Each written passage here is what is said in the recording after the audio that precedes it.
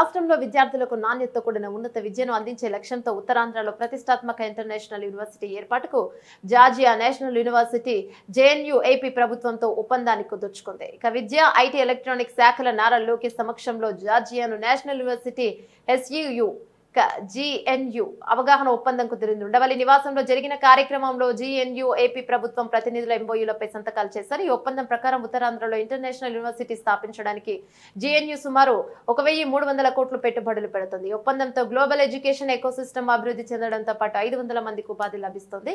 అంతర్జాతీయ విశ్వవిద్యాలయ స్థాపనకు మద్దతుగా పెట్టుబడి, సాంకేతికత, ప్రణాళిక రూపకల్పన, ఎక్విప్మెంట్లలో జీఎన్యూ జిల్లా బలాలను కూడా ఉపయోగించుకోవడం ఈ సహకార లక్ష్యం. సందర్భంగా మంత్రి లోకేష్ మాట్లాడుతూ జార్జియన్ నేషనల్ యూనివర్సిటీతో ఒప్పందం మన విద్యార్థులకు ప్రపంచ స్థాయి విద్యను అందించడంతో పాటు ఏపీ విద్యారంగాన్ని ప్రపంచంలో నిలిపేందుకు దోహదపడుతోందని అన్నారు.